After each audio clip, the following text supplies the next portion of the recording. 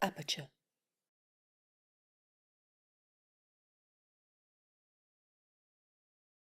Our BFA and MFA photography programs are programs that are committed to rethinking and redefining a broad range of photographic practices in the 21st century.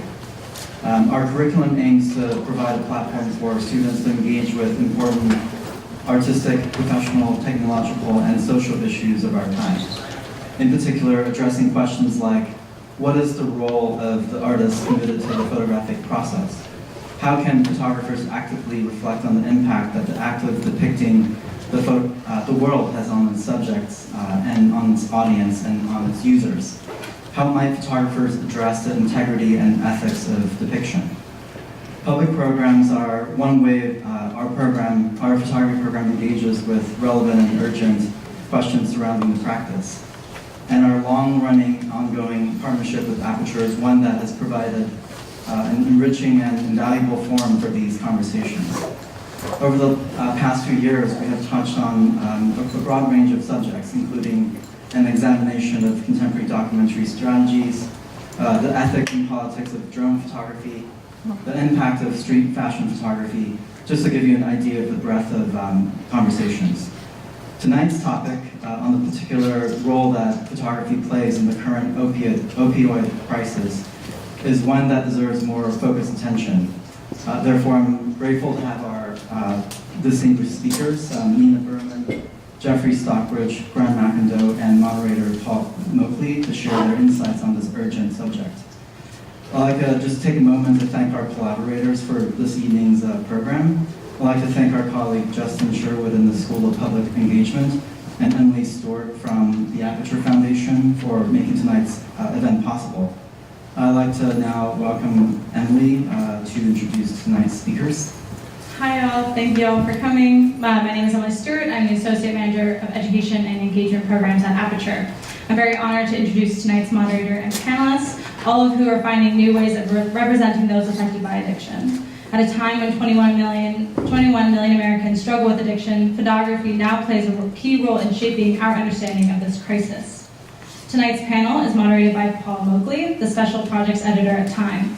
With over 20 years in editorial experience in news and publishing, Paul has taken his passion for visuals in photography and filmmaking to become a special project editor, working across platforms in print, digital, and video. Moakley's most recent work includes producing, filming, and reporting a historic issue of Time with the Opioid Diaries. Tonight, Paul will be speaking with three extraordinary photographers. Nina Berman is a documentary photographer, filmmaker, author, and educator. Her most recent book, An Autobiography of Miss Wish, is a decades-long project that tells the story of a survivor of sexual violence and her struggle with trauma and addiction. Graham McIndoe is an adjunct professor of photography at Parsons, as well as a working photographer. His project, Coming Clean, is a powerful series of self-portraits and environments taken during the years he was addicted to heroin and crack. Jeffrey Stockbridge is a photographer and fine art printer based in Philadelphia, whose body of work, Kensington Blues, depicts those affected by drug addiction and prostitution along Kensington Avenue in North Philly. We also have copies of Nina and Jeffrey's books for sale tonight, as well as our current issue of Aperture magazine. If you're interested, you can purchase over there after the event. This evening's program is supported in part by the Grace Jones Richardson Trust and William Talbot Hillman Foundation, and by public funds from the New York State Council on the Arts, with support of Governor Andrew M. Cuomo and the New York State Legislature, the New York City Department of Cultural Affairs in partnership with the City Council, and with additional support from generous individuals, including the Board of Trustees and members of Aperture Foundation. So without further ado, I'll let Paul take it away. Thank you. And thank you to Arthur and Emily and Aperture for hosting this tonight. I'm proud to be here with such an incredible group of photographers, all of whom I've worked with in some way over the last 20 years. Graham is actually one of the first photographers I ever commissioned many years ago when I worked at PDN. More recently, I spent the past couple of years working on Time's coverage of the opioid epidemic, and within the last year, I've had the opportunity to travel to 7 cities around the country, interviewing hundreds of subjects with the photographer James Nachtwey. To set things up, I would just want to start by saying that this epidemic is definitely something that's not new by any means. What's changed recently, I would say, is the introduction of very powerful synthetic drugs that have caused a spike in opioid deaths and overdoses in the last couple of years. The current opioid crisis may go down as the worst addiction epidemic in American history. Since 2016, drug overdoses kill more than 64,000 people, with nearly 2/3 of those deaths related to opioids. That's roughly as many US soldiers that have been lost in the entire Vietnam, Iraq, and Afghan wars combined. The US may still be the world's richest country, but life expectancy has now fallen for the past 2 years straight and is expected to go down another year. Drug overdoses have now surpassed heart disease as the leading cause of death for Americans under the age of 55. While statistically, the burden has fallen disproportionately on least educated Americans, tens of millions of us are no more than a degree of separation away from someone struggling with addiction. I know that personally it's affected my own family. It's deeply affected so many of us, and there was a deputy sheriff that I was with over the summer named Walter Bender, who said to me in Dayton, Ohio, that it just reaches every part of society, blue collar, white collar, it reaches everybody. But one of the more interesting things I think about photographers that we're here with today is that all of them have dug into very long-term projects in this epidemic, and it definitely reaches beyond what we've kind of been seeing in the headlines in the last couple of years. And we're going to just discuss a little bit more of where I think the crisis has been kind of more endemic than an epidemic. Just in terms of some other people that have kind of stood out for me in the last year of just really thinking about this epidemic and how it's affecting us is Mary Howe, who's the executive director of the Homeless Youth Alliance in San Francisco. Something that really struck me that she said to me, she said, drug use has always been there. It's just hit a different dynamic. In the past, we could always do this kind of othering. It's this kind of person, it's not me. But now it is me. Now everyone can say, it's in my community.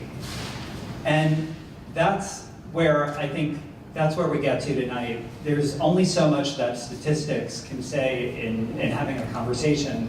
And I really, truly believe as a photo editor and as a journalist that we need to have these visualizations to kind of bring us closer and give things a heartbeat. So tonight, I'm honored to be with an incredible group, and we're gonna have Nina Berman begin the conversation here. So Nina, take it away, thank you.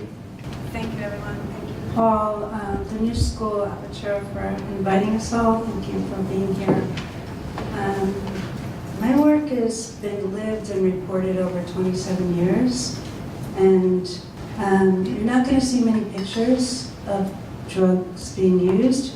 Rather, it's work about sexual violence, trauma, and how that is connected to drug addiction and mental illness. So I'm just going to walk you through, kind of compressing 27 years into 10 minutes. In 1990, I was in London. I was a young photographer. I went to London really because I had a free place to stay, and around for a couple weeks as her and other teenagers, young adults would go in and out of shelters, drop-in centers. She panhandled on the street. Sometimes she was with her friends. This was the girl Esther, who had a pet rat and who had these giant scars on either side of her face. I knew that Kathy was running from something, that she was fearful. I wasn't really sure what that was.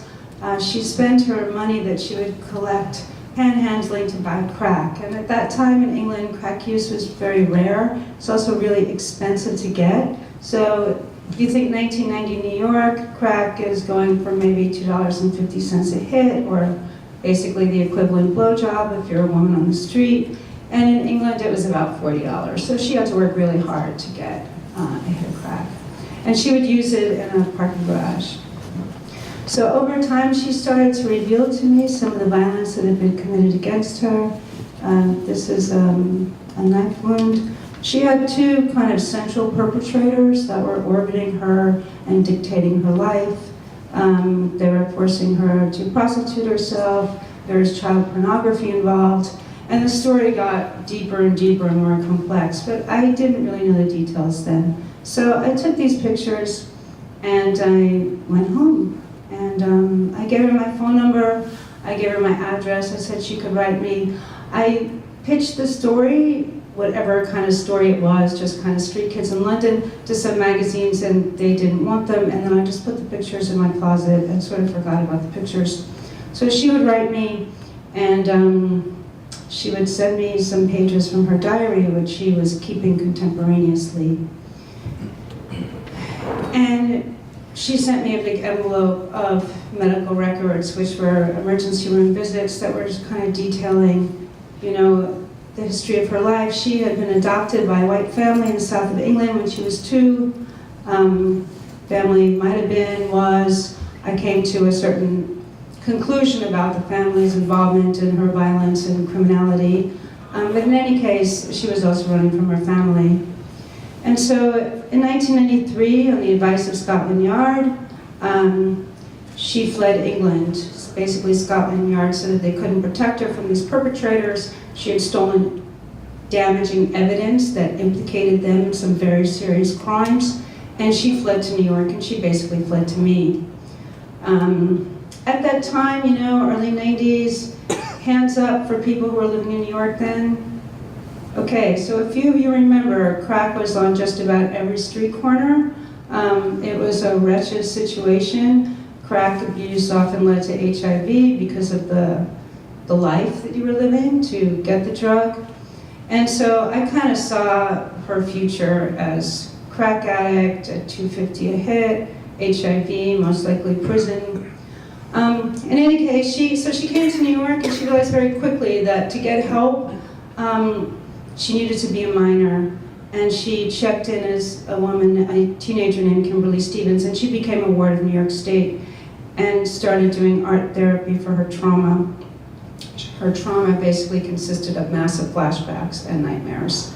And she drew these pictures of her life and of her flashbacks and her nightmares. These are some of the places that have helped her over time. I stopped photographing her. I felt that she doesn't need photographs, she needs help, and I tried to do my best over all these years to help her navigate the mental health system in New York City and just life here. And so I would often check her into all these places and became a de facto next of kin. At some point in time, you know, inevitably, she was going to enter the criminal justice system, and in 2007, she was busted on some petty little drug charge and was sent to Rikers Island and tried to kill herself twice in Rikers Island. Anyone here know people who's been to Rikers Island? Okay, so for those of you here, you know the kind of trauma of that place, that if you go into that place, already a victim of severe sexual violence or trauma, you are not going to come out better. Most likely you're going to come out far worse, which was the situation with her. So she went in, she pled guilty to a drug charge with the promise that she would get treatment.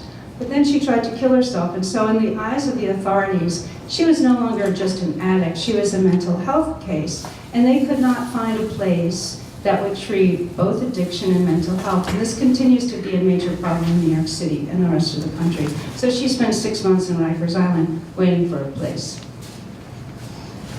I rented a boat to take these pictures. She got out of Rikers Island, she had HIV before she went in. She was placed in a little one-room apartment that people with HIV are allowed to get. It was one of the benefits of the ACT UP movement, and one of their victories that they were able to insist on housing for HIV patients. So then I started photographing her again because I thought she was going to die. And I thought, oh my God, I've known this woman for so many years and I have no pictures of her. But at no point in time did I ever think of making this work public. So I took a lot of pictures of her, I started recording her, I started videotaping her. And in the hospital, I would bring her to emergency rooms. And then at some point in time, she wrote her own book about her own life story. And I got a residency from people working on sexual violence in 2014. And I took all of her material and all of my material and put it together and made a framework and hired a designer who met with her several times, and we agreed that we would make a collaborative work. And so it's her drawings, her writings, my pictures. She was a photo editor. She approved every single thing in the book. We would talk about what pictures we wanted, what pictures we didn't want. And through this process, I was concerned that maybe she doesn't really want to do this, right? And so I would insist that she write down for me why she wanted to do this work. And part of that is published in the book. And I'm almost done. This is a picture in Central Park where she would go to find peace and also sometimes go to contemplate suicide. And we made this picture together. I started putting her drawings on my pictures. We used the documents to drive the narrative. It's her in my apartment. I went back to England to fill out some of the scenes. So this is a phone booth she used to run away to from her home and call for help, and this phone booth is still there. St. Luke's Hospital. One of the things that was my responsibility to drive the narrative, what did I want the viewer to get from these pictures? And what I wanted them to get was that she was someone seeking love, security, safety, justice. And so I would ask her if she encountered people who were nice to her. And she wrote this down as 2 encounters on the subway of people who treat her like a human being for a moment.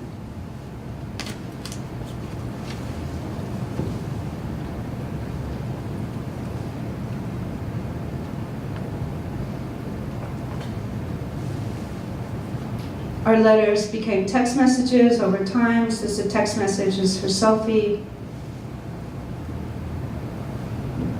This is a picture of her I always liked. And this is a entry to her diary. This is the last frame.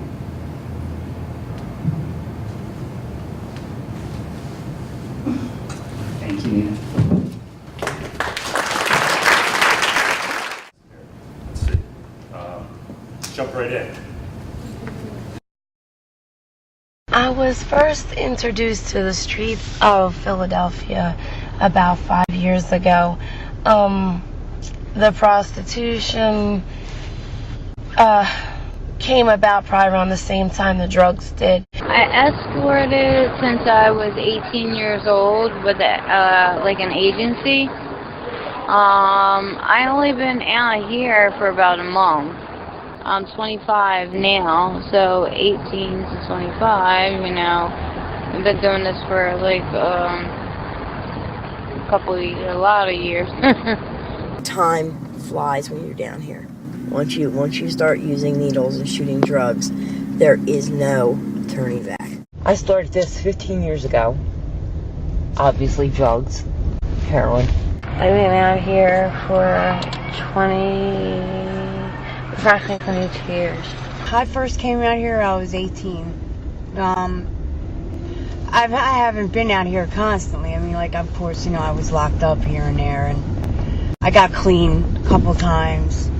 The longest I ever had clean was 5 years. Most of the ladies that I first knew when I came out are either upstate doing time, or they're, you know, they're, I hate to say it, but dead. You know, they OD'd, or, you know, they got killed. So it's sad, but this is a lifestyle you choose. You might not choose to be a drug addict, because I have friends of mine, they're weekend warriors. They get high on the weekends, they live normal lives, and during the week, you know, they do their thing, and on the weekends they get high. For me, my name's Dawn, I can't do that. Okay, for me, it's either all or nothing. I'm either in it head to toe, or I'm not doing it at all. For me, that's the way it is, and I know that about myself. If I could just figure the fuck out what it is that makes me do what I do, I could lick this thing in the ass. Take a walk down Kensington Avenue in North Philadelphia, and this is what you'll see. Women standing on street corners. Some as young as 20 years old, others who've been on the avenue for decades. In Kensington, prostitution is almost a social norm. When I first started making photographs in the neighborhood, I really didn't know much about sex work, or addiction, or the connection that often exists between the two. The truth is that many of the women I met on the street had lost everything as a result of their addiction, and had turned to sex work as a means of survival. This is Mary. She told me that she can't be with her son because she's on drugs, but she's on drugs because she couldn't be with her son. You know, initially, I was taken off guard by the depth of the stories that people shared with me. I quickly realized that a photograph alone would fall short in communicating the broad details that I was hearing.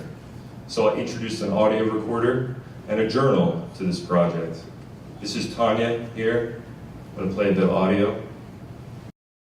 I do a bag of dope before I leave my house. If I have money at that point, I'll do like 1 or 2 bags of dope. I get ready, I get a shower, I come out, you know, catch a date, and you know, after I catch a date, well, I go get my drugs, and then I catch another date, and then another date, you know.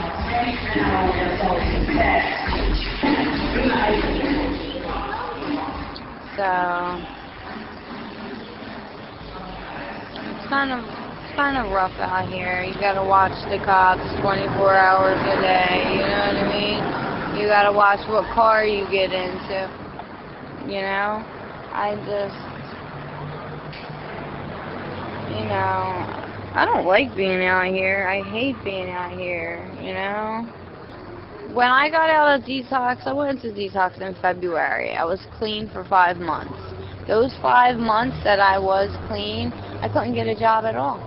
Like, I went so many places, like Kmart, Half Mart, you know what I mean? Like, anything you think of, I went to. I even went to the malls to see if they had jobs. None of them were hiring.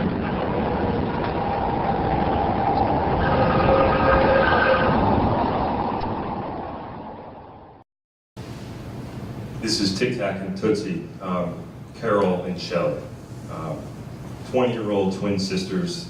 They were homeless for 1 year at the time that I met them, and made this photograph.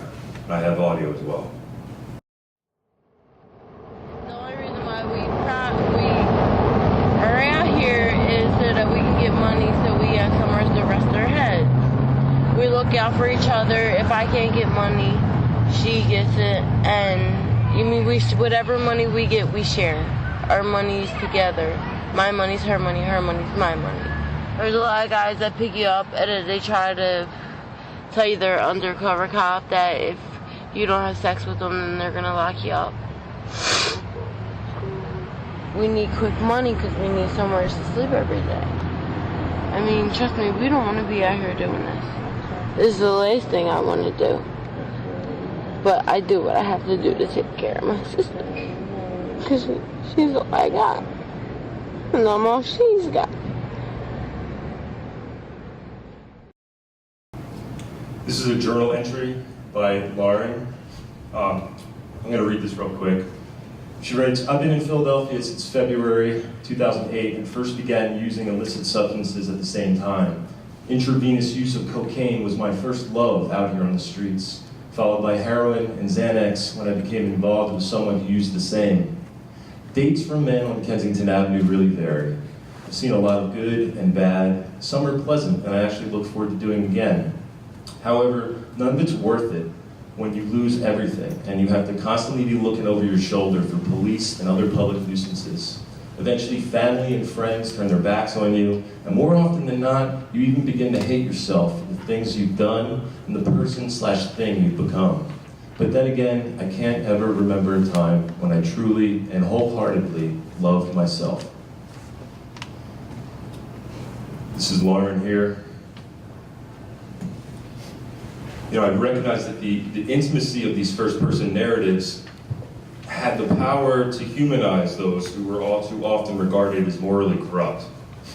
When you listen to somebody tell you their story in their own words, I hear a person first, not a dope fiend or a junkie or an addict.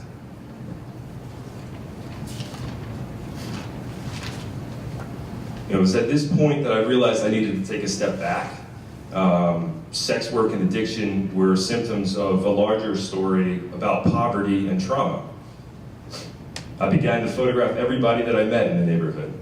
I felt the need to dig deeper. Kensington in North Philadelphia is unique from other cities with drug problems. It has one of the largest open-air drug markets in the US, where hundreds of low-level dealers deal very small quantities. You can buy a Nick bag of heroin in Kensington. This is the infamous El Campamento, where hundreds of abandoned homeless addicts lived and used for decades along an abandoned section of railroad. This drug camp was recently demolished by the city, and it's only made the situation worse for the people that used to live here. People come to Kensington from all over the United States because the heroin here is pure and cheap. And when their money runs out, they're stuck. This is Jamie. She's 8 months pregnant, addicted to heroin and crack. Not only are the people I'm photographing addicted to the drugs, but they're also addicted to the lifestyle. A lot of them, this is all that they know. They can't imagine a world where they did something else. This is Sam. I'm going to play a selection of audio here. Where else can you go and walk, blend in? Kensington's been known. I mean, it's on the internet, it's known. It's the Avenue. And I'll tell you what, it's addicting. I mean, I left Florida where it's beautiful and all to come back to the Avenue because this is where I can be made. I can be made, you don't have to like it, but you're alright with it. And you're gonna be you. You're gonna ride down, you're gonna see girls out here, and it's not gonna faze you. It's part of the norm down here. Cab drivers, dope dealers, hookers, and johns. A bar and church on every corner. This is what you're used to seeing. The Avenue will always be. We used to sit on these steps, the bikers would come out, we'd be out here 4 o'clock in the morning. Everybody's smoking crack, shooting dope, getting ready to turn tricks. It's hot out. It's the middle of July. Where else are you going to be able to just run the street? So I started this project in 2008. I'm still photographing in the neighborhood. I never thought I'd be there this long. I don't live far. I'm like a 10-minute bicycle ride away. Photographing in the neighborhood for this amount of time has brought me really close to a lot of people that I've met. And this guy in particular, his name's Matt Neal. This is from 2010, in front of the library on a Sunday morning. You remember the photo that was in the video where he was injecting brine in the neck? He's got hepatitis C. His belly's so distended at this point that he couldn't even tie his shoe. And then this is Matt Neal in 2017. Just showed up at my book release party. This is, I think it's incredible and important to show how people can go through detox and maintain sobriety, how they can transform themselves. I think it's very necessary to show that, whereas the earlier part of my work was trying to tap into just how intense and crazy the whole thing was. This has been a new direction for my work now. Thank you. Hi, thank you, Ina and Jeffrey, you were brilliant. And thanks everyone for coming along with us, and Paul for moderating, and Arthur and Emma as well. My story is kind of different. Some of you might have seen some of it before. It's been published and been out there a little bit, but I'm not only the photographer, I'm the addict in the pictures. I'm going to start here and then backtrack a little bit and then go forward again. I was a heroin and crack addict for like the best part of 10 years, cycling And in that process, I was a working photographer, a good working photographer, and that's how I met Paul many years ago. And I started using because I just started using it. It seemed fun. It was something that I hadn't really done too much of in the past. And at that moment in my life, it just took me all the way down. I ended up that person that I thought I would never be, the one that was like, had lost everything, their livelihood, their relationships, their kid, their money, their home, their everything, living in the project in a crack house or a dope den where people were coming and going constantly 24/7, and that was what my life was reduced to, you know. And during that whole period, or a few years into that period, I started taking pictures. I started taking pictures of people around me, to be honest. I used it as an excuse to keep going back to the projects that I was doing, this projects. And I could take pictures of people and then buy crack and dope and shoot up and do all that sort of crazy stuff. But I always had an excuse. I was taking pictures, and I was different. And as I became friendly with a lot of people and got deeper and deeper into it, and my other life spiraled out of control, I sort of turned the camera on myself, and there was a couple of reasons for that. You know, one of them was I realized that people, when they were kind of fucked up on drugs, they would say yes to anything. You know, they had a couple of hits of crack, you could say anything, and they would say yes, or they were nodding it on dope, they would say yes to anything, you know. And it started troubling me a little bit. And then a couple of dealers that were around when I was taking pictures were sort of like saying, don't get me in the picture, I don't want to be on the internet and stuff like this. So it started getting me thinking that, you know, maybe I should start just pointing the camera at myself, because the life that I was photographing at then was the life that I was leading, and there wasn't too much difference at this point. So that's what I did. I started photographing myself, and these are a bunch of snapshot pictures that I had printed up at various points when I was an addict, and I ended up incarcerated for 10.5 months, and you know, having cycled through the criminal justice system many times and done detoxes and cold turkey and then short stints here, there, and in and out of Rikers for short periods. Now, eventually I got sentenced to 6 months, and then I was transferred to York County Prison for 5.5 months, where I went to immigration detention because they tried to deport me because I'm not American. And when I got out, I found all these pictures and all these digital discs that had all these images on it, and then all this ephemera that a friend of mine, a very good friend of mine actually, he's actually a drug dealer, but and various other people, my now wife Susan, who had been in my life throughout this whole trajectory, had gathered up my stuff and put it in storage or kept it for me, and I started finding these discs from cameras and everything that had all these images on them. And so I was faced with this dilemma as to what to do with it. I looked up to a few people and asked them, and the consensus was mixed. You need to put this away and forget that part of your life. I was clean now, I was out of prison, I was rebuilding my life.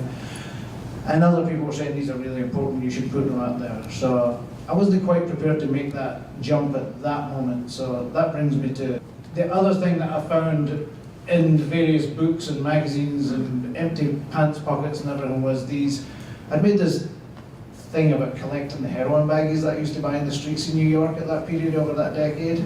And I was just kind of intrigued by the designs and the fact that you'd go to the Bronx or Queens or wherever you went, Red Hook, and you'd ask for the drug. You wouldn't say I'm looking for heroin, you'd say I'm looking for traffic, or looking for, you know, dragon or whatever the stamp was on it, you know. And I sort of kept a lot of those. So I had all of those, and I thought, this is a better way to sort of get because addiction is really shame-based, and I was clean and I was better and I was making amends and doing all that sort of stuff, but I was really ashamed of what I'd been through, and my self-esteem was sort of destroyed, and I really didn't know how to approach people. Even though people knew what I'd been through, I wasn't too comfortable talking about it. It wasn't now, it was like a while ago when people weren't so open about talking about opioid epidemics. That wasn't in the language of addiction at that point, or recovery at that point really. And so I started putting these around, and I had a couple of magazines publish them, and that was that way of putting my name out there, associated with heroin. Was actually on full Monty and throwing these pictures of myself out there. So I had these published in a bunch of different magazines, and I actually published a book of them and had an essay written by Sean O'Hagan, who's a photography writer for the Guardian magazine newspaper. And it's interesting looking back at them because of the sort of way that they're marketed and everything like that, and it made me realise how sophisticated drug dealing is and how the branding and marketing of that product was not any different from the branding and marketing, iPhones and various other things. They brought it out there, it was really good, but you always had to upstage it with something else because they made it not as good. When the battery your iPhone runs down, the power of the dope runs down, you move on to something even better. So I had this big show in LA of them, and that was really the way that I still have all the baggies.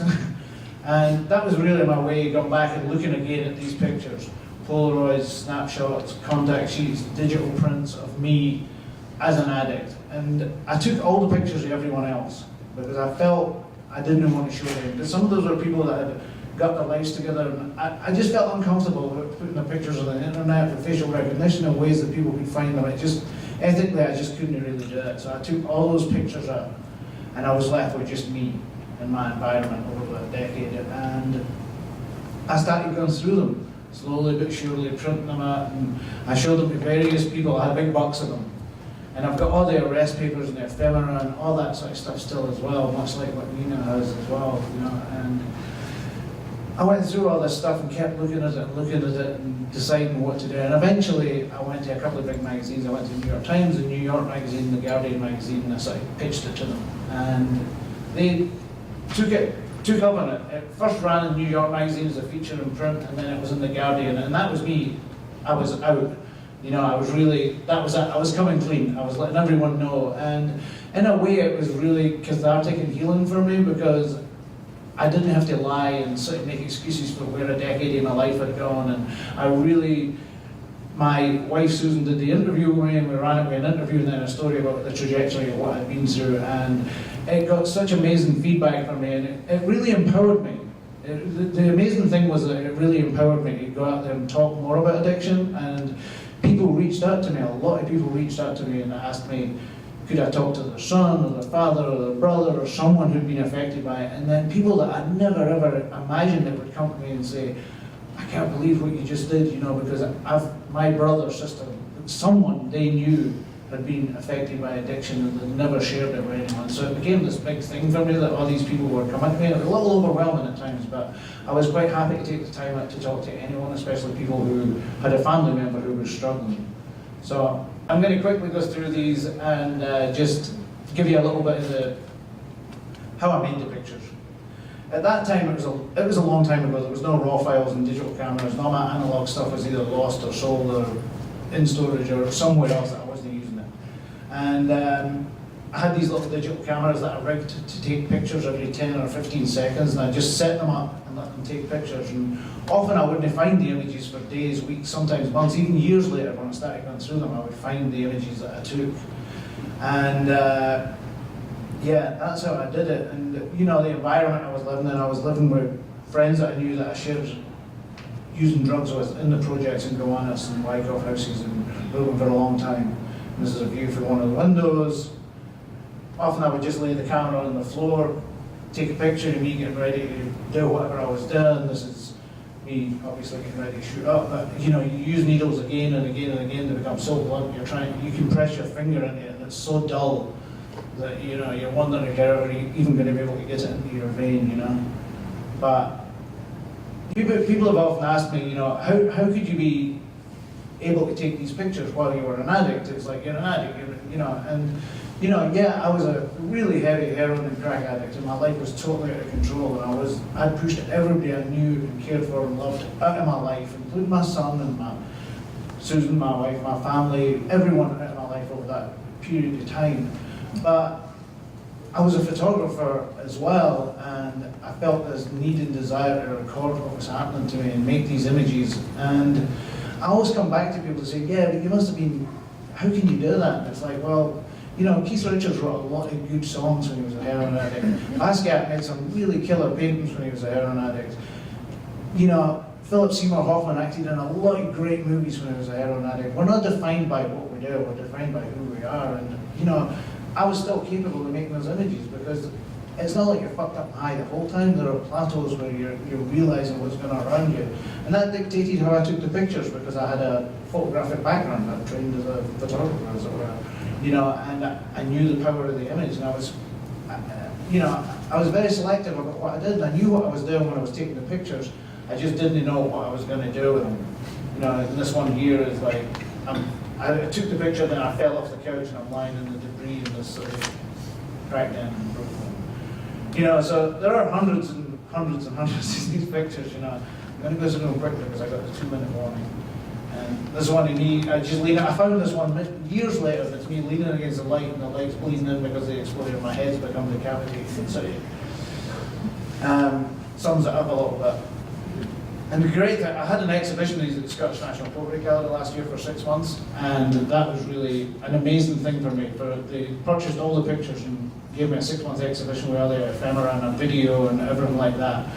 And the best thing about the whole thing was, apart from having my druggy picture in the front there in a very, very old museum, was that my mother, who I'd become estranged with for many, many, many, many years, came to see the exhibition and came to see my talk that I did there, and it was the final bonding after decades of sort of trauma between the two of us. So that picture there is the most meaningful picture out of the lot, to be honest with you. You know, it means the world to me. You know, we've been so distant for so long, and my addiction had driven a wedge between us that was insane. And she came to see the exhibition and understood it. It was the final making amends to my mother. So that's a really important picture. But just the last minute, I want to go into these very quickly. And it's a little bit what Jeffrey talked about. It's like, I don't want people to be defined by addiction and being addicts. And so the people that I photographed but didn't show their pictures using, I've now gone back to find. This is Yolanda. I did a lot of drugs with her. I smoked a lot of crack with this woman. And I found her in the Bronx. She's 9 years clean and has got her life together. And I'm working with her right now. This is another friend of mine that I used with a little bit, way, way back, who's clean as well. This is Tiana and Tito. I did drugs with both of them for many, many, many years. They're 8 years clean, they've got 2 kids, and they both have jobs. This is James, who's a really good friend of mine, a homeless heroin addict for a long time. He now works in a hospital. That's him on his way to the hospital. This is Billy, another recovering addict who works in a furniture warehouse fixing antique furniture. He's clean for 9 months. This is a friend of a friend that I photographed who's also clean for several years. And this is a really, really good old friend of mine, Daisy, that I spent many, many, many, many years in my life, and I can't believe she's even still alive. And she said exactly the same thing to me when we met for the first time in 8 years last weekend. And this is her with her partner and her grandkids, living in the Bronx and clean and sober for like 7 years. And these are the stories that I'm focusing on now, is the stories of recovery, where people have picked up and moved on. Because it's all fine and well to point out the problems of addiction and say, look at this terrible thing that's happening, but we also have to look at what's the solution to this and how did people get clean and what was their process. And what I've found out with these, and Susan's been doing interviews with everyone as well, and we've gone back again and again, is that everybody has a different route to recovery. And it's not just a one-size-fits-all, and not everyone's medically assisted, not everyone's AA, and not everyone's this, that, or the next thing. It's a number of different ways, but they all find their way, keeping clean. And I just want these stories to be hopeful stories, to say to people that, you know what, people do get clean, and it's not an anomaly, and they work it in different ways, and it is possible. So that's my 10 minutes one. Thank you. Thank you so much, Graham, and thanks to everyone. It's amazing to see all this work together and just think of like the incredible amount of resilience that runs through all these projects with all of your subjects, including yourself. I think just to begin this conversation, I would love to talk about just in sort of the topic of this talk tonight and why everyone came here. In looking at addiction and trying to photograph it, sometimes like the most photographable parts of it are the active parts, the things that you see people doing drugs. I'd like to kind of ask all of you like about your approach to photographing that part of drug use, and then how do you move beyond that and look at the trauma and other parts of drug use, the psychological effects and poverty and all the other issues that come along with it, where the confluences are. So whoever wants to start here, we don't have to go in order, or whoever is ready. I can start. Sure, take it away. Yeah, so, the picture's never first for me. I'm walking along this avenue in North Philadelphia. I have a 4x5 view camera and a stack of prints under my hand. And I'm just talking to people, just trying to make conversation, get to know them, asking them about how their day is, or like, you know, what they do this morning, or like what's going on right now, like what's the scene in Philly, you know, just it's like kind of how we talk in Philly. Everybody's really nosy. Everybody's in everybody else's business. And then as soon as, you know, I'm able to show pictures and establish a relationship with somebody, then, you know, we feel comfortable in each other's space. And you have to have that mutual trust in order to be able to then make a photograph. And sometimes a photograph comes well later. Sometimes it's the story first. So it's usually, you know, a process that takes a lot of time. Yeah, I can come in there. It's slightly different for me because I've not been shown pictures of people, addicts. I did photograph them and chose not to show them, you know, but for me at that time, taking pictures of people using it was kind of easy because I was around it all the time and I had these little snapshot cameras that I was just pointing and shooting and stuff like that. But, you know, moving on to these sort of images that are sort of more important to me right now is, you know, I'm very sort of caught up in how I'm depicting people now in the recovery, you know, because photographs of recovery are tough because it's kind of, there's no sensationalism, there's no voyeurism, there's no dramatic moments or anything. It's kind of what you see is what you get, you know. But also because we're doing audio recordings as well, I was amazed that everybody that I reached out to, I thought a lot of them would say no. They all said yes, and I have like 3 or 4 people coming up in the next week that I'm going to photograph and interview as well. And it's just their ability and willingness to share their story is something that is very, very meaningful for me. And quite graphically as well, Daisy in particular talks about her abuse as a child growing up and prostituting herself, and she was on the streets for a long, long time. But we were saying to her, this is what we're using it for, we're going to audio, we're going to put it up there, and she's just like, yeah, it's fine, you know. So, I mean, for me, approaching people and sort of explaining what it was, and the photographs don't come first. Sometimes you just go and you, like Jeffrey says, you talk to people and you hang with them, especially with these situations where I'm going back and seeing people that I knew 16 years ago. The last time I saw them, I had a needle in my arm, and they did as well. And so it's like a lot of emotional sort of like bonding and stuff like that. But for me,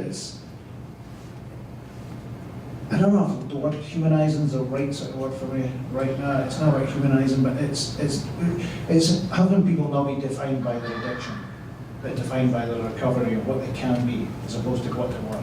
That's. Can I answer? Sure. I intentionally did not photograph her using drugs, which may seem strange to be on a panel about addiction and intentionally not want to photograph that. So all you see are her using crack in England, a couple of pictures, and then I'd seen her using crack in New York and took a couple of pictures, but those were completely uninteresting to me. And I also, maybe because I was so personally close to her, I had no desire to witness scenes in crack houses and Lenox Avenue. I think I would have tried to just pull her out. And also, pictures of people smoking crack, I don't find interesting. Maybe, I don't know why. I always wonder why people find those pictures interesting. Maybe because they seem exotic, but they don't seem at all exotic to me. They just seem sort of dead. And I'm more interested in why someone is using drugs, or maybe what the drug does for them, than the actual smoking or injecting of the drug. Yeah, I always think it's interesting just in terms of this subject. Like, there is this action that happens, and you know, we can choose to depict it in so many different ways or provide it in so many different contexts. But just wondering what your feelings are on that. How do you present those pictures responsibly? Can you? I'd love to know all of your feelings on that. Yeah, I mean, it's something that you have to be very careful about, I think. You know, you don't want to hit somebody over the head with a lot of photographs of needles. You know, when I had very few photographs where people are actually using in the book. I think there's maybe 2. And that was never the intention. It was just something that just kind of started to happen in front of me, and I was already photographing. and then you kind of just roll with it. Then to choose to show those pictures, you have to really dig into the deeper meaning of that photograph and ask yourself, well, what does this picture actually communicate? Like the one that I have of Matt shooting Brian in the neck, it's like, I think it's a gentle picture. I mean, Matt's like kind of like being very careful. He's got his hand up to his mouth. He's like a little worried about placing the needle in exactly the right place. Brian looks like this kid that's getting the flu shot that doesn't want it, like his face is all scrunched up. I mean, he's obviously doing that to make his vein a little bit bigger, but like, for me, it's a horrific picture, but it's also kind of a tender picture that shows the sickness. And I think it's important to show that, but in small quantities. I think that consent is really an important question here, and Graham, you raised it a bit. Saying that people on crack will say yes to anything.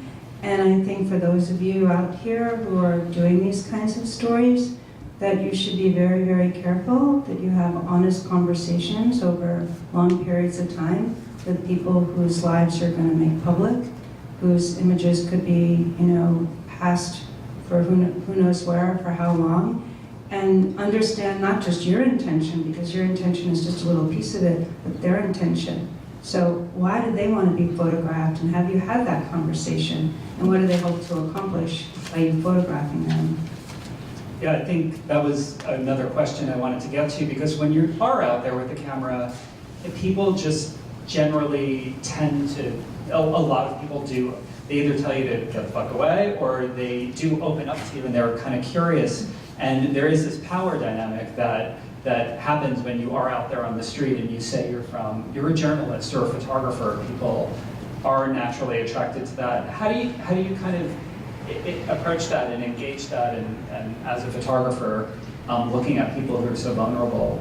It was pretty simple for me. I mean, the people that I was meeting and photographing, they knew they were taking their lives into their hands every day. I mean, they didn't know what was in their dope they were shooting. Like out of the 1,250 overdose deaths in Philadelphia last year, more than half of those were related to fentanyl. So in a way, I think people were just like, I want to be remembered. Like, yeah, this is some crazy shit that I'm living right now. I can't believe I'm doing this. And like, you come up to them and start talking to them like a human being. For a second, they have a moment to reflect and think about where they are. And then I think it can be very empowering for people to say, yeah, photograph this shit. This is insane. I can't even believe that I'm doing this. Yeah, I love the way you kind of all describe it, but you, especially Jeffrey, you kind of, like, you all take this like harm reduction approach, almost like you're just opening people up to kindness and seeing what comes out of it in some ways, and seeing if people like kind of how people turn and react. And it's just kind of, it feels like natural of all three of you. But do you have any other advice, like in terms of other people who are interested in kind of telling these stories and ways of getting into it? Yeah, I think for me, especially right now, and I don't want to name any photographers, but I think there's a lot of sensationalism around this, and there's been a lot of magazine articles that go for the low-hanging fruit and the graphicness, and it's dehumanizing and it's stigmatizing, and some of it just, as I said earlier, addicts and recovering addicts, they don't want to be defined by their addiction, but the more pictures of people getting shot up in the neck and banging drugs and being homeless and all that, that's the image that sticks in in people's minds. That's what my dad continually said. He spent a decade thinking I was that person, and I was close to it, but he always thought I was that person who was lying in a doorway with a needle in their arm or their neck, because that was the picture he was used to seeing in the press and the news and everything like that. And I think that we have to be careful how we ram that picture into the consciousness of people, because we are dealing with people who are very vulnerable human beings as well, and they're not just fodder for newspapers and magazines and internet or whatever. And there is junkie porn, if you want to call it that. Like, people are attracted to it. You'll get more clicks for a junkie picture than you'll get for a recovering picture. I realise that. But I just think that, people out there who are commissioning and taking these pictures and doing whatever, they owe it to the people that photograph them to think very carefully about how they depict them, how they present them, and the morality and the ethics of what they're doing. Because once I've had pictures of me that people have taken from my website or from The Guardian or New York Magazine, used in out of context and things like, you know, that you wouldn't even believe, because pictures are out there now with facial recognition and tagging and everything like that. The last thing I would want who's an addict that I photographed today is their mother who doesn't really know, or maybe does know, is opening a newspaper and saying, holy fuck, that's Mike, look at him. You know, because I think that's traumatizing for people, and I think it's a very fraught issue for me, because I wouldn't be happy if I'm cool with taking my picture and putting it out there because I have control of my image, right? But if somebody else had been in that environment taking loads of pictures, and then I'm just at a jail and trying to pick up my life, then they publish a story and I'm in it, and I'm lying there with a needle in my arm, and I said yeah at the time, but now I'm 3 years clean and I'm like trying to get a job, and all of a sudden I'm in New York Magazine or something like that, I would not be happy. So it's a very fraught thing, and I think people need to think very, very carefully of the ramifications when people say, yeah, it's all right, and what that's depicting and where it ends up and how it can affect that person's life and their family's life and their friend's life further down the line. No, I think that is definitely probably the single most important question in this conversation. And in terms of like the current epidemic in the last 10 years of looking at this, one thing that I feel like I've noticed as an editor are a lot of stock imagery is used, a lot of anonymous imagery. You always see the same Getty image of a needle, things like that. And I'm just wondering, how do we tell the story in other ways and move beyond it? So. Well, what I see is, I see a lot of the same places being photographed, and I don't quite understand that. And you know, maybe it's because people look at the data and they say, oh, okay, this town has the most ODs or the most arrests, and so then you see everyone in this town, and it's kind of, you know, the media chasing the media, and we see this in other kinds of stories, but I think one thing to do is not always photograph the same places, and then also find different threads of the story. So the New York Times did this beautiful story with Todd Heisler last year where they looked at the family and the struggle with the family to try and, you know, help their son get clean, and there aren't pictures of him shooting up. It's a family story, and if you talk to people, or if you yourself is a recovering addict, or you have a loved one who's a recovering addict, you know that that family dimension, what it does to a loved one, is so intense. And that's the kind of stories I think that need to be told, plus the stories about how, you know, a mental illness and trauma and survival is criminalized in this society, and that's sick. I mean, that is just absolutely sick, and those stories are not told, right? They're just told in like the criminal justice section sometimes when, you know, media decides to cover that. I think that's really great advice, Nina, especially about looking for the other places. And also, if you are going to those places, like one of the questions that we really asked ourselves, you know, in approaching our opioids coverage is just sort of what's missing from the coverage in those places, and how do you add another layer to it? How do you go deeper than anyone else has gone? Jeffrey or Graham, do you have anything else you'd like to add? I think you go deeper just by making it as personal and human as possible. I mean, Nina's work here, I mean, it hits that nail on the head. You know, you spend that much time with somebody, you get to know them in that way. You know, of course you're going to grapple with how you represent and share that person's work, and in a way, it's the collaboration that emerges is really beautiful. I think that's the advice that I would give to anybody who's interested in photographing this subject is don't think you know what you want to tell before you go out to tell that story, because you're closing yourself off to the real story that's in front of you, that you can find out if you're inquisitive, if you are comfortable with the people you're with, and you spend the time necessary to find out that person's truth. And that's what it takes a lot for recovery as well when it comes to harm reduction practices, is really meeting somebody where they're at. So I think we can learn a lot about how to photograph this subject by looking at how we treat those, you know, to help them get clean. Yeah. No, one of the things that stood out about your work many years ago to us And the reason why we kind of revisited it a couple of times is the slowness of it in your approach and the real personal aspect of the amount of time you spend with everyone. And that's something that really, I think, really defines what you do and why we've kind of done 3 pieces about Kensington. It's not like, usually we do like a one and done kind of thing about somebody's work, but it's been this ongoing conversation in your work. Graham, did you have anything? No. I mean, looked at it. Another thing, Nina, you were talking about is just sort of, just in terms of people's identities or, one of the things I know that like we've done in our own coverage is definitely within having conversations with people over prolonged periods of time about doing these stories and about their lives is how much information do you want to use about their real name and true identity, because we know things will follow you forever now. How do you all approach that when you're doing any journalism on this story or anything else that's really sensitive that you could share with the audience?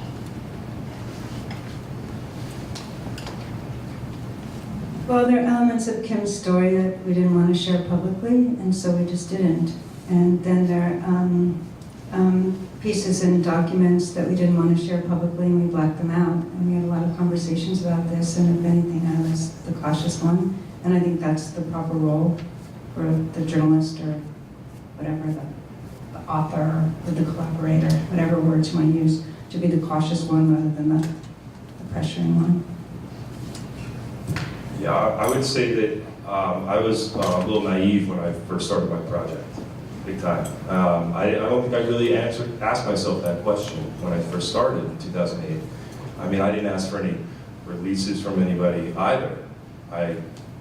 It was all about mutual trust for me in the moment. And in thinking about it now, like, yeah, I know there's like a particular picture of mine that somebody took off the internet and made like a really gross meme out of. Like, how do I fight that?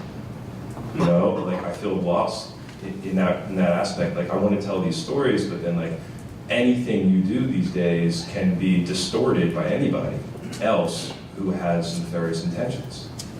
But I think I'm learning as a photographer to pay more attention to that now when I'm photographing people, and like Nina said, like really understand why it is that the person being photographed wants to be photographed, why it is that they want their story out there to make sure I'm aware of that now.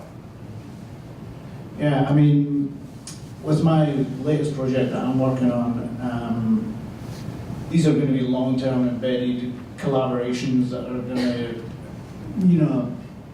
I don't even know where they're going to go in terms of, how long it will be, but, there's going to be engagement with these people these friends of mine over a long period of time, and it will be embedded, and they will be able to share, and it will be, co-authored and co-produced and stuff like that, so they have a voice in it as well, because I don't want to be that parachuting in and using them. So, I mean, I don't want to spread myself thin and find 180 recovering addicts and do a quick over at each one, to show the immensity of people that get clean. I want to just really focus specifically, starting with these people that I used to use with, and dig deep and go into them, because they're all, as I say, the surprising thing was the desire to tell their story, and it's empowering for them. It's cathartic, it's empowering, and it's really meaningful that somebody actually cares enough to hear about them in recovery, and that they have another part of their life that they can put out there. They don't mind saying that they've been addicts, that doesn't bother them. But what they really want to say is, I was an addict, and now I'm not an addict. Clean and I'm sober and I've got this new life, and I want people to see that and see me as this person and not be defined by that person. And I think that's the ongoing problem, is that, and I still even feel it's still now, I see it in people when they talk to me, you're defined by that person that you were, that person in the photographs, that person who shot up, that person who went to rehab, that person who was incarcerated. All that stuff follows you, I mean, it follows me on a criminal record, it's like, have all these different arrests and blah, blah, blah, and it follows you. It follows you when you go to get jobs. It follows you when you try to get insurance. It follows you when you try to become a US citizen. It follows you everywhere. It's a whole other part of this story with all of the people you're depicting and with yourself. Is like, it's so hard to come out of this because your life is, is so affected by Yeah. crime and your history. Yeah, and recently, it's interesting, I photographed a young kid that had a sibling that was actively in addiction for many years. And he had a really powerful story that he wanted to share, but it's like, all right, he didn't want to reveal his identity. And I was totally cool with that. So we made a photograph that kept him, ambiguous and still gave him a voice to share what a very powerful story and very personal one. So I think that it is really important to think about that because he's talking about his family, and he hasn't even. I don't think he even told his family how he felt about it at this point. Yeah, I think that is important because I've come across people that are in recovery that I want to photograph, and most of them are like, yeah, let's do it, and then some of them are like, yeah, I really want to do it, but people don't know a lot of what I want, and I don't know if I want to be defined, or they've got jobs where their employer doesn't know and stuff like that, so I've got to find ways, like the guy walking through the subway where he's in the shadow, because he works at somewhere that if they found out it wouldn't be good, and he's not ashamed there, but he's just like, he has to be realistic that when your co-workers and your boss find out that you were a homeless heroin addict for a decade, they're just like, they look at you different. And as much as stigma has been lifted by all these ads on TV and the openness of certain people talking about it, there's a huge amount of stigma attached to it. And people are still always seen as that junkie. Even 10 years clean, people still think you as that person that they saw in this magazine last week because that's what they think of drug addicts. You don't think of them as being these other people that have picked up the pieces or managed to get clean or whatever they've done. They always think of them as being that person, and that's tough for people, it's really, really tough.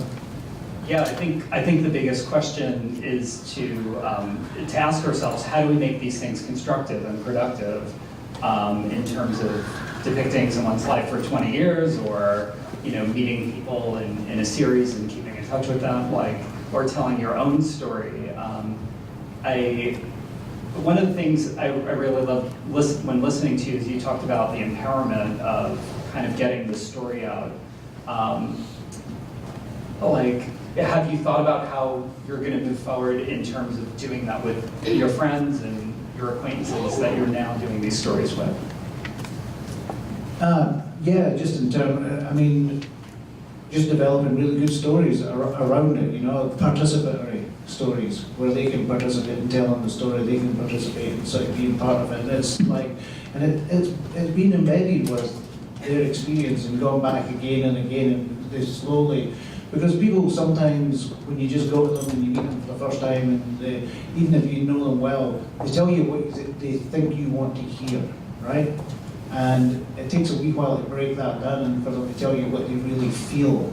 And there's a sort of difference there, especially with recovery. I find people come up with something, if they do a lot of AA or they've been in a lot of recovery, they come up with things and I'm thinking, well, that's not really your words, that's someone else's words, So it's chipping away at that, get to the real story and really bringing out the sort of nuances of recovery and what it means to them and how their life has changed. And a lot of people have found out is that family dynamic has helped them, the supportive family. After the family really realise that they're getting clean and become supportive, that's a huge thing for them, And, because a lot of addicts have been isolated. That's what I pushed everybody away. I didn't speak to my parents for years. I didn't see them for 7 years, You push people out of your life, You close doors, cut strings, cut off ties, because you don't want to be confronted by your addiction, because your self-esteem is destroyed and you're living in denial and all these other complex issues. And they don't disappear in a 28-day program or because you take some drug that's going to stop your cravings. Those are deeply rooted mental issues that have been caused by addiction that need holistic treatment over long periods of time to bring you in. All the people that have, these people, they all say 6 or 9 months is what they need. 28 days is a drop in the pan. Yeah, I think the myth of the 28-day Malibu program to get you clean, the promises, is all bullshit. Pardon my expression. Our time is actually getting close to the end here, but I think that's a really strong point. It's like the recovery process is so short-sighted, and no one recovers in 30 days or 40 days, and we just need to provide support for people to have much longer-term therapeutic experiences that are moved beyond just medicine, and we need therapy. and other things. And as you said earlier, there's not one approach that seems to be a silver bullet for everyone, and that's certainly what I've seen through your work and my own travels. But in all of this, I would say, in summing it up, it's I think this slow, thoughtful approach and a lot of the issues and complications you've raised are sort of great things to think about when moving forward and telling the story. But really the slowness and taking your time, I think, is where where anyone has impact with a story or anything that they're doing. Do we have time for questions? Hi, this is for everybody in the panel. Nina, God bless you for sticking by your friend. She is very lucky. Jeffrey, the most important photos, your work is so powerful, but what I found fascinating is the audio, because every single one of them said that they don't want to do this. I'm so emotional. And that's so important for people like us to hear, that we judge too much. And so that is amazing that you got audio. I think it's so important to have the audio, not only the visuals, but audio. And Graham, as a photographer, could you tell me what was the turning point that you felt you could show your pictures without the stigmatism out there and people, your family, and everyone?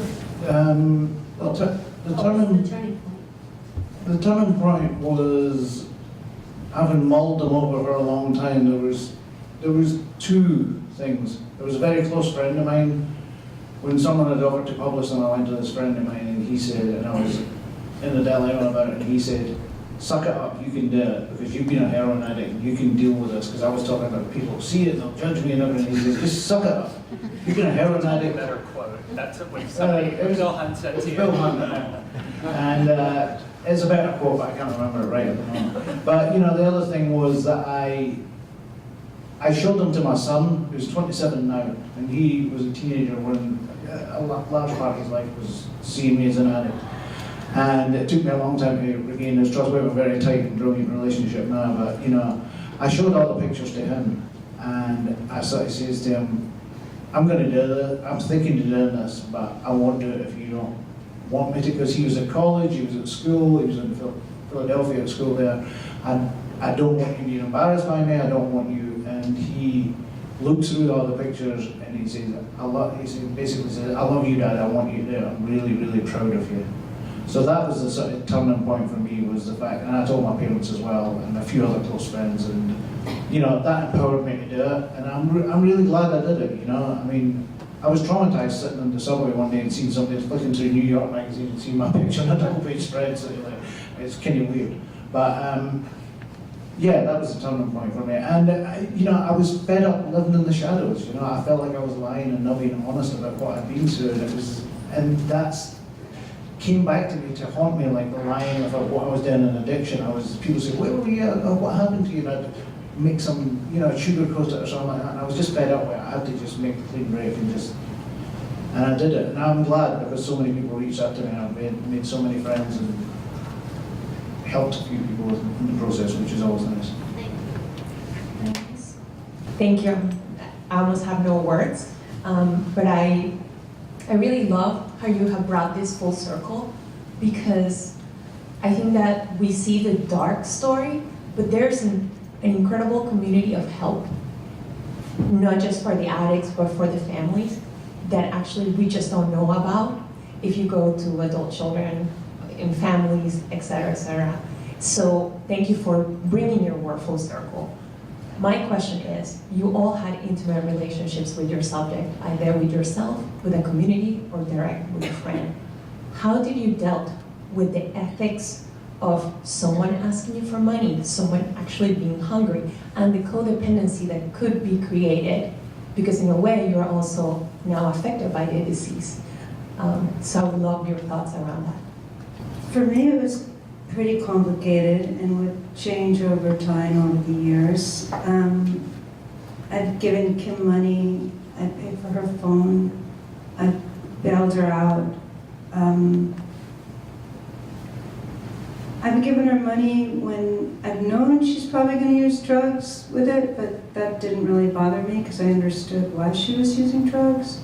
I think sometimes the whole crisis of her life became a little bit traumatic for me, and I had to find a time to just say, please don't call me for a while, or I had to realize that maybe I didn't need to panic as much as I would sometimes panic when I would get phone calls.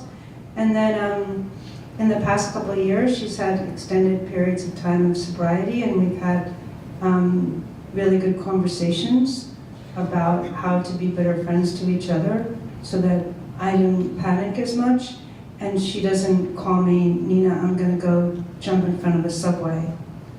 And so, because I would get a lot of those phone calls. And then I have good relationships with her counselors and always had over all these years, and sometimes I would talk to them about, can you try and mediate some of this? Answer. Yeah, totally. Yeah, I mean, people are sure everybody's going to ask for money. You know, when I first started going out to make photographs, everybody was like, "Oh, you paying for pictures?" Because there were other creeps that did that. There were guys on the avenue that paid women to like go get naked in his apartment somewhere on the avenue. They thought I was that guy at first. Yeah, it was always just about both wanting kind of the same thing, which was just to tell a story. And that was our relationship, and that needed to be clear up front, both parties, you know. But then again, you know, it's a life that you're living, you know, when you're making photos like this. Obviously, I mean, you spending this much time there, you can't help but, you know, have like really personal feelings towards people that you want to help. You don't want to see people suffer, you know. You don't want to deal with that, but you have to. For me, I just had to remove my ego from the process, and I had to just realize that take a step back and say, hey, the work itself is going to be doing the most good. And then if I can put a Band-Aid on this wound right now, then hell yeah, you know, I'm going to do that. But it couldn't, like, you know, I'd help people out here and there when I could, in whatever ways I could, you know, as long as I felt like it was like a one-time thing, something not too intense, you know. But then also referring people that I was photographing and meeting to services that I don't know if they knew existed, like Prevention Point in Philadelphia is a major harm reduction center. So whenever anybody I noticed had like a really huge, like wound or something, like an abscess, you know, I'd be like, hey, you might want to get that checked out. You know, their clinic is open Tuesday mornings. You can walk in for free. Just leave it at that.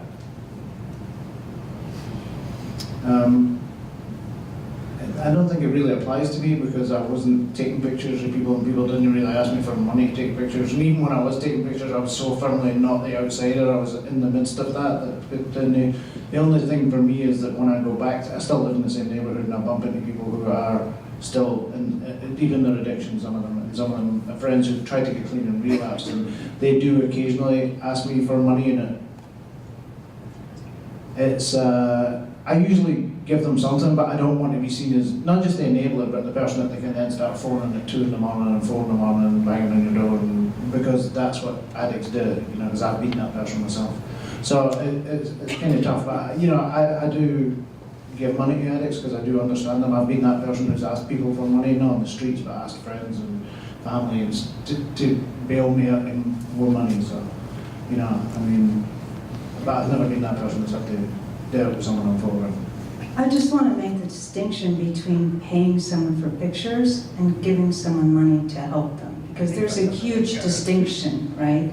And I think, I know very few people who pay someone for pictures.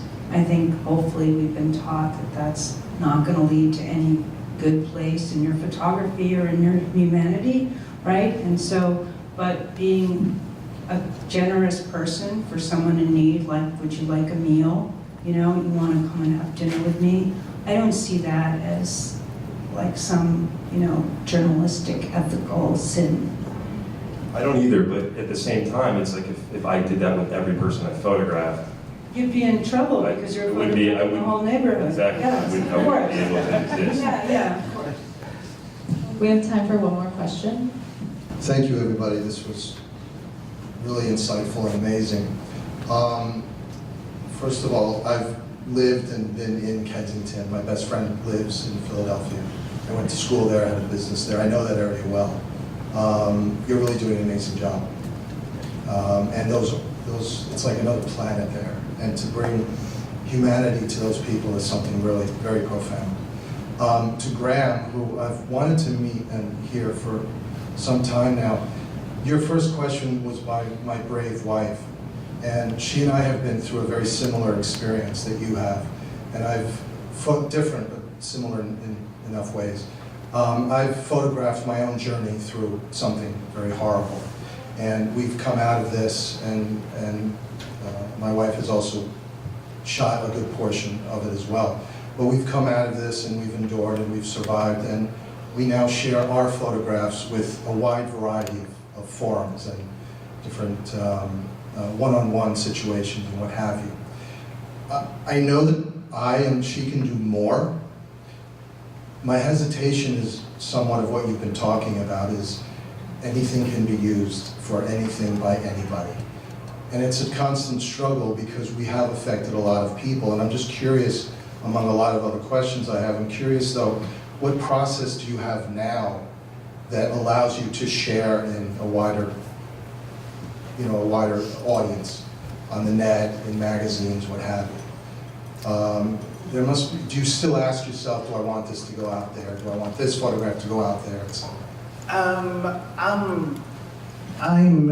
I wouldn't say flippant, but I'm pretty open about posting, and I've got over that thing of like people using them out of context and stuff like that. I know it from my Instagram feed when I start getting 1 million and 2 friends from Portugal or Argentina, and I'm like, what's that about? You know, and then I go look, and then I find out, and I Google it, and you know, somebody's taking your whole story from the Guardian and put their twist on it and published it somewhere. You know, and you're just like, wow, really? You know, I mean, I just realised that there's nothing you can do about that. You know, I can't go and chase down some blog site in Argentina or Portugal or France or Italy or wherever they are, you know, because I don't have the time bandwidth for that. So, you know, my way of counteracting it is to make sure that when I post stuff on Instagram or Facebook, or when I put things out there on websites or have exhibitions, is that I maintain authorship, and I post pictures and I write things about it that are pertinent to me or my experience or the people in the picture's experience, and just try and keep those two things tied together, you know. But beyond that, I don't think there's anything you can do. You just have to try and keep authorship in your own thing by putting it out there as you see it and as you want it to be seen, you know, with images and text and whatever way you do it, and just hope that people see it in the right context. Thank you all for coming. Let's give a round of applause.